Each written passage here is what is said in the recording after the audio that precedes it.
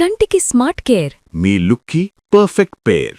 Mister Opticals, your style ఆ vision. అంటే ఈ మధ్యలో బయట టాక్ వచ్చింది, పీక్ లో ఉన్న శివారెడ్డి ఒక్కసారిగా ఆఫర్లు లేక కొంచెం డిప్రెషన్ లోకి వెళ్ళారు. వాస్తవం ఆ మాట? తీసుకోలేకపోయారా దాన్ని? అంతే కదా. అంటే మనం ఎక్కడ డిమాండ్ చేయము, డబ్బులు డిమాండ్ చేయడం కానీ, ప్రొడ్యూసర్స్ కానీ అట్లా కానీ, డైరెక్టర్స్ కి ఇచ్చిన డేట్స్ ఎగ్గొట్టడం కానీ అట్లాంటివి ఏమి ఉండవు. నాకు నేను ఇంకెంత ఇదిగా ఉంటానంటే, డైరెక్టర్ గారు సపోజ్ ఒక 5th నుంచి వెళ్ళి 10th వరకు అన్నాడు అనుకోండి, నేను 4th బ్లాక్ చేసి పెడతాను, 12th కూడా బ్లాక్ చేసి పెడతాను, 11th 12th కూడా. ఎందుకంటే షూటింగ్ ముందుకైతే రాదు కానీ ఎక్స్టెన్షన్ అయ్యే అవకాశం ఉంటుంది. సో అందుకని 10th వరకు డేట్ అడిగితే నేను 11th 12th కూడా వేరే ఏం ఒప్పుకోకుండా జాగ్రత్త పడుతుంటా. అంత పద్ధతిగా ఉంటా, అంత ఇదిగా ఉంటా. ప్లస్ నాకు ఇచ్చిన క్యారెక్టర్లు మీరు చూడండి, నెగిటివ్ రోల్ ఇస్తే నెగిటివ్ రోల్ న్యాయం చేశా, ఒక పిచ్చోడు క్యారెక్టర్, ఒక బిత్తిరిగోడు క్యారెక్టర్ ఇస్తే అట్లా దానికి న్యాయం చేశా, ఒక రౌడీగా ఇస్తే రౌడీగా చేశా, ఒక ముస్లిం క్యారెక్టర్ ఇస్తే ముస్లిం క్యారెక్టర్ న్యాయం చేశా, సర్దార్జీకి క్యారెక్టర్ ఇస్తే సర్దార్జీకి యాస్టీస్ దిగిపోతుంది. మీకు ఇప్పుడు చూడడానికి ఇట్లా కనబడతాను కానీ మీరు ఒక సర్దార్జీ క్యారెక్టర్ అనగానే ఇప్పుడు సర్దార్జీ వేషం వేసుకొని వస్తే మీరు నమ్మరు అసలు, అట్లుంటది. సో ఏ రోల్ ఇస్తే ఆ రోల్ నేను అద్భుతంగా ఇది చేయగలుగుతా. ముస్లిం క్యారెక్టర్ వేస్తే ముస్లిం లాగానే ఉంటా, నెగిటివ్ రోల్ వేస్తే నెగిటివ్ రోల్, ఒక రగ్గడ్ క్యారెక్టర్ వేస్తే రగ్గడ్ గా అబ్బా వీడు ఇంత రఫా అనుకుంటాం, సాఫ్ట్ క్యారెక్టర్ వేస్తే సాఫ్ట్ గా అట్లా ఏ క్యారెక్టర్ అంటే ఆ క్యారెక్టర్ న్యాయం చేశాను, సూట్ అవుతాను. దూకుడులో లేడీ గెటప్ వేస్తే లేడీ కూడా ఒక ఆంటీ అది కావాలని అంటే ముందే ఆడియన్స్ చెప్తాం. ఒక శివారెడ్డి అనే మిమిక్రీ ఆర్టిస్ట్ ఉన్నాడు, వాడు మనకు ప్రతి కోట శ్రీనివాసరావు గారిని తర్వాత ఇంకొకరిని చంపేటప్పుడు మనము ఇతన్ని వాడుకుంటున్నాం కదా, అతన్ని పిలిపియండి లేడీ గెటప్ లో అని చెప్పేసి మనకు శివారెడ్డి ఉండాలి కదా, జై శివారెడ్డి అనగానే అట్లా లేడీ గెటప్ లో వస్తా. అంటే అదే సినిమాలో ఎన్నో రకాల వేషాలు వేసుకున్నాడు, జుంపాలు జుట్టు వేసుకొని ఎత్తుపాలు పెట్టుకొని సోడబుడిగా నాయనా నాయనా ఎంతమంది చేసిపోయినావు నాయనా నాయనా అని చెప్పేసి అట్లా కోట శ్రీనివాసరావు గారి దగ్గరనో అక్కడ ఇట్లా వస్తూ పోతూ ఉంటా. ఎన్ని రకాల గెటప్లు వేస్తే అన్ని రకాల మంచిగా పర్ఫెక్ట్ గా అద్దినట్టుగానే ఉంటాయి నాకు. మంచి క్యారెక్టర్ దూకుడే.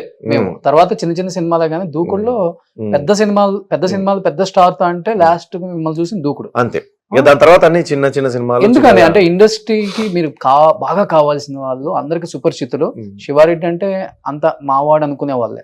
అంటే ఇండస్ట్రీ దూరం పెట్టిందా లేకపోతే ఎక్కడ ఇది గ్యాప్ వచ్చింది తెలియదు అన్నయ్య నాకు. అంటే మరి ఏమన్నా లేనిది నా మీద ఏమన్నా స్ప్రెడ్ చేశారా ఎవరన్నా వాళ్ళు? లేనిదంటే మనం వాళ్ళు ఏం చెప్పారో తెలియదు కదా. మీరు వినే ఉంటారు కదా, వినే ఉంటారు కదా ఎవరొకరి ద్వారా. అంటే అట్లా నేనేమి అంత పర్ఫెక్ట్ గా నేనేం చెప్పలేను కానీ బట్ సో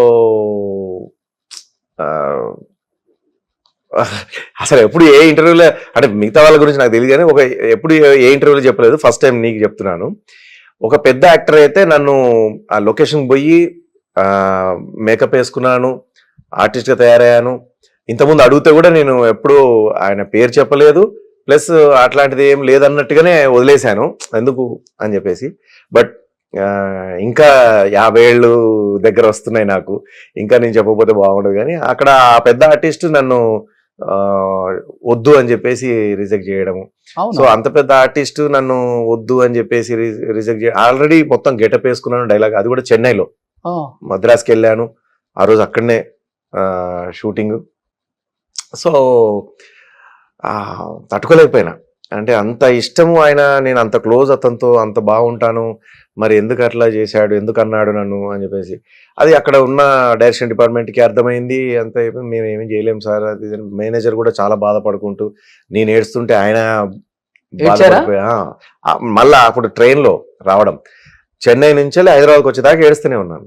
నన్ను ఎదుర్కొంటే సీట్లలో కూర్చున్న వాళ్ళంతా ఏమైంది బాబు ఏంటిది, అరే వీడేమన్నా సూసైడ్ చేసుకోవడానికి పోతున్నాడా, లేకపోతే ఎందుకు ఏడుస్తున్నాడు, ఎందుకు ఇంత ఎవరన్నా పోయారా వీళ్ళ ఇంట్లో అనే టైప్లో చాలా మంది వచ్చినట్టుగా ఏ స్టేషన్లో అడిగేవాళ్ళు అనమాట. నా ఫేస్ చూసేసి అంత ఎర్రగా అయిపోయి కళ్ళు ఆపుకున్నా కూడా ఆగట్లేదు. ఎందుకంటే పెళ్ళైనాక ఫస్ట్ నేను యాక్ట్ చేయబోయిన మూవీ అది. సో నేను ఎంతో గ్రేట్ గా ఇంటికి వచ్చి నా వైఫ్ తో షేర్ చేసుకుందాం అని అనుకున్నది రావడమే బ్యాడ్ షేర్ చేసుకున్నాను అనమాట. సో ఇంకా అప్పుడు అనిపించింది, అరే ఎందుకు అంటే ఏదో జరుగుతుంది సంథింగ్ నాకు మిమ్మల్ని- తెలియకుండా అని అనిపించింది. పాలిటిక్స్ నడిచాయి మీ మీద.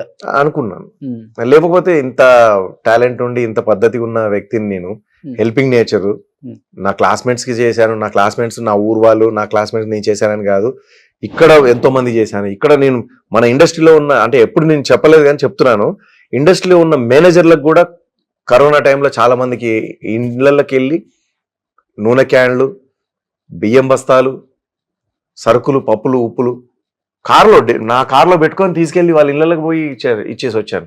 అట్లాంటి వ్యక్తిత్వం ఉన్నారు. ఎంతో మంది చిన్న చిన్న ఆర్టిస్టులు ఇప్పటికీ ఫోన్ చేస్తారు, కొన్నిసార్లు నా దగ్గర ఉండవు, సారీ అండి నా దగ్గర లేవు, ఏమనుకోవద్దు అంటే, మీ దగ్గర లేవా అని అంటారు. సిచ్యువేషన్ అట్లా వస్తుంది ఒక్కొక్కసారి.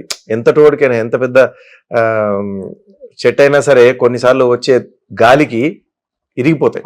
సో కొన్నిసార్లు పిల్లగాలిని తట్టుకోగలుగుతుంది. అట్లా రకరకాల సిచ్యువేషన్స్ ప్రతి మనిషికి వస్తాయి. బట్ ఆ యాక్టర్ తో మళ్ళీ వర్క్ చేశారా? ఎవరైతే మిమ్మల్ని సెట్కి వస్తే ఇతను ఉంటే నేను వర్క్ చేయను అని చెప్పిన యాక్టర్ చేశా, మళ్ళీ చేశారు. అడిగారు చేశారు, బట్ ఇప్పటికీ అడగలేదు, ఇప్పటికీ అడగలేదు. సో అంటే ఇంకా అంటే నేనేమనుకుంటున్నానంటే, ఎవరైతే ఒకరిద్దరు వ్యక్తులు నా మీద బ్యాడ్ గా స్ప్రెడ్ చేయాలని అనుకున్నారో కావచ్చు, అట్లాంటి వాళ్ళు ఏం చూసి నన్ను మీద ఎందుకు అట్లా వాళ్ళకు అట్లా పుట్టిందంటే, అరే వీడిటు దేశ విదేశాలలో ప్రోగ్రాంలు చేసుకుంటున్నాడు, మళ్ళీ ఇక్కడికి వచ్చి ఇక్కడ మంచిగా షూటింగ్లు చేసుకుంటున్నాడు, మనకు షూటింగ్లు, వాడికి ఆల్రెడీ అక్కడ ఒకటి ఉంది కదా ఉపాధి, మళ్ళీ మన దానిలో ఎందుకు అని. ఇప్పుడు లైక్ ఏంటంటే, నాకు 2 స్కూటర్లు ఉంటే వీడికి 2 స్కూటర్లు ఉన్నాయి కదా, మనకు ఒకటి కూడా లేదు కదా, మనం ఒకటి లాక్కుందాం అనే టైప్ అట్లా ఎగ్జాంపుల్ అయిపోయింది మీ లైఫ్ లో. అలా నన్ను సినిమాలకు దూరం పెట్టడం, వాడికి ఆల్రెడీ ప్రోగ్రామ్స్ ఉన్నాయి కదా, దానికి తోడు ఇంకా ఈ ఇల్లు కొనుక్కోవడం, ఇల్లు కొనుక్కునేసరికి ఆయనకేంటి ఇంకా అది ఇది అని చెప్పేసి. తర్వాత నేను ఒక్కటి ఏమి విన్నానంటే, మీరు అన్నట్టుగా చాలా అంటే మనం శివారెడ్డిని పెట్టుకుంటే చాలా డబ్బు ఇవ్వాల్సి ఉంటుందేమో, ఎక్కువ డిమాండ్ చేస్తాడేమో శివారెడ్డి, చాలా ఆర్టిస్ట్, పెద్ద ఆర్టిస్ట్ కదా. నేను అవి డిమాండ్ అంటే లైక్ నాకు ఎక్కువ డబ్బులు ఇచ్చింది ప్రోగ్రామ్స్కి, స్టేజ్ షోస్కి, షూటింగ్స్కి కాదు. షూటింగ్స్కి నేను నార్మల్ పేమెంటే, అందరు మామూలు ఆర్టిస్టులు, కమెడియన్స్ ఏమైతే తీసుకుంటే పెద్ద కమెడియన్స్ కాదు, అట్లా చాలా అప్కమింగ్ కమెడియన్స్ కాదు, ఈ అప్కమింగ్ కంటే కొంచెం పెద్ద కమెడియన్స్ కంటే కొంచెం చాలా ఎక్కువ కిందికి, ఆ రేంజ్ లో నేను అమౌంట్ తీసుకునేవాడిని. సో నేను ఇంకా నాకు అప్పుడు మహేంద్ర మేనేజర్, అప్పుడు నేను మహేంద్ర మేనేజర్ ఆయనతో నేను చెప్పేవాడిని ఏమనంటే, భయ్యా అంటే వాళ్ళు మరి 50,000 ఇస్తామంటున్నారు పర్ డే అని అంటే, మరి మీరేమన్నారంటే, నేను 1 lakh అడిగాను మినిమం. సరే వద్దు 50K చేద్దాం, మనకు సినిమాలు ముఖ్యం, ఓకే నాకు మరీ అంత తక్కువ చేస్తే అట్లా.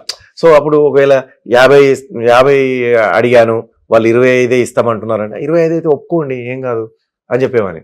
25,000 అయితే 25,000 పర్ డే ఒప్పుకోండి అనేవాడిని. సో మరి మీరు ఒప్పుకోరు అనుకోని నేను 50,000 అయితే చేస్తాడు, లేకపోతే లేదని చెప్పేసిన అని అనేవాడు.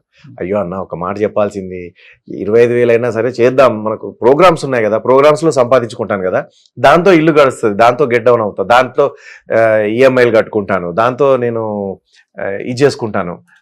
నాకు సినిమాలు ముఖ్యం, సినిమాల్లో నేను కనబడితే నాకు స్టేజ్ షోస్ కి ప్లస్ అవుతుంది కదా. సో స్టేజ్ మీద నిలబడ్డప్పుడు, పర్ఫార్మెన్స్ చేయడం కోసం నిలబడ్డప్పుడు, అరే శివారెడ్డి అది ఆర్టిస్ట్ మొన్న సినిమా ఇట్లా అనుకుంటారు. కాబట్టి మనకు సినిమాలు నువ్వు డిమాండ్ కాదు, అసలు ఫ్రీగా అయినా సరే చేద్దాము అంతే అనే టైప్ లో నేను చెప్పొచ్చు. ఒకనొక టైంలో ఫస్ట్ లో నాకు ఫుడ్ పెడితే చాలు సినిమాలో యాక్ట్ చేసిపోతానన్న రోజులు కూడా ఉన్నాయి కదా మరి. సో అది నేను ఎప్పుడు పర్వాలేదు. సో అందుకే నేను ఇప్పుడు కూడా మా మేనేజర్ తో నేను అదే అన్నాను, మనం ఎప్పుడు డిమాండ్ చేయొద్దు. నా విషయంలో అయితే నేను మీ దగ్గర ఎంతో మంది ఆర్టిస్టులు ఉన్నారు, నా వరకు వస్తే మాత్రం మీరు డిమాండ్ చేయకండి. శివారెడ్డి కావాలి, ఓకే, ఇప్పుడు డేట్లు కావాలి, ఎంత అమౌంట్ అంటే వాళ్ళు మీరేమనుకుంటున్నారు సార్ అని వాళ్ళని అడగండి. వాళ్ళు ఇంత అన్నారు అనుకోండి, మేము ఇంతకంటే ఎక్కువ ఇవ్వలేమని అంటే ఓకే, దానికే ఓకే చేసేయండి. చేసే ముందు ఒక మాట నాతో, నేను ఈ డేట్ లో ఒప్పుకున్నాను ఒక మాట చెప్తాను. దాని వల్ల కూడా చాలా సినిమాలు మిస్ అయినాయి. అవుతాయి కదా, ఆబ్వియస్లీ అవుతాయి. సో ఈ కాస్ట్ అనేది ప్లస్ అయిందా మైనస్ అయిందా శివారెడ్డి గారు మీకు? శివారెడ్డి అనేది ప్లస్ మైనస్ మీకు ఇండస్ట్రీలో?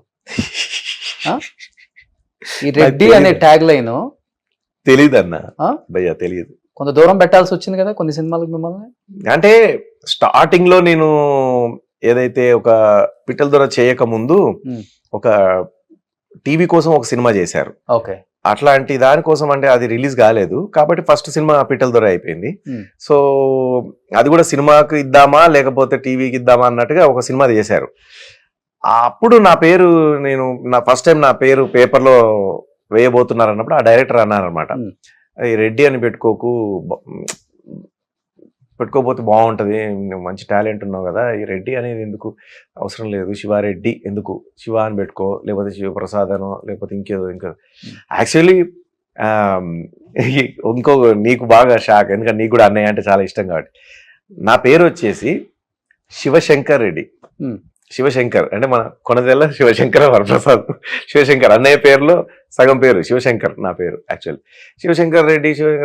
శివశంకర్ రెడ్డి అని సినిమా ఇండస్ట్రీలో అదే శివ లేడు ఏ శివ అంటే అదే రెడ్డి లేడు శివారెడ్డి, అట్లా శివారెడ్డి సినిమా పేరు అయిపోయింది. ఇప్పటికి నన్ను మా ఊర్లో శివశంకర్ అని పిలుస్తారు మా క్లాస్మేట్స్ గానీ అంతా. ఇక్కడ హైదరాబాద్ వచ్చేసి సినిమా ఇండస్ట్రీలోకి వచ్చిన తర్వాతనే శివారెడ్డి అయిపోయింది. ఆ మధ్యలో శంకర్ ఎగ్గొట్టేసి